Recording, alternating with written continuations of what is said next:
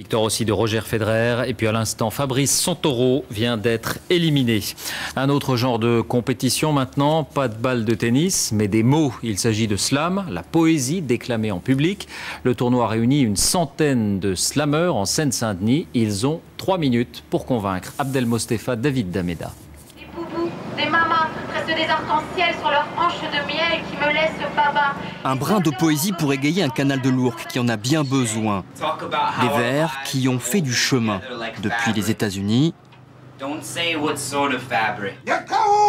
l'Afrique du Sud ou la Finlande. Pas franchement la croisière sans muse, mais une péniche bourrée de talent en route pour la 2e Coupe du Monde de slam. Tu veux devenir costaud, garçon?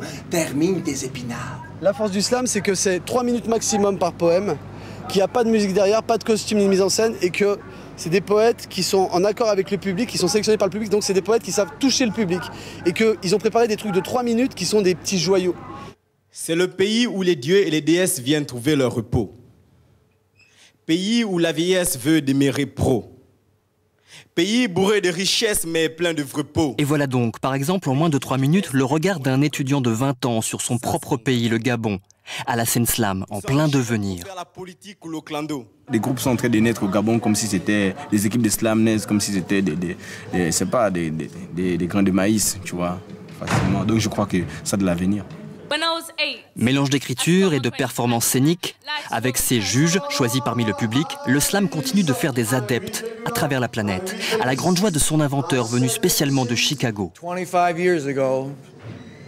Il y a 25 ans, la poésie était vraiment ennuyeuse.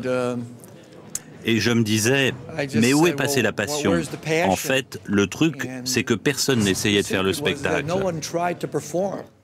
Ce soir-là, Big Jim, le Gabonais, a terminé premier. Mais le grand vainqueur, comme toujours en slam, c'était Dame Poésie.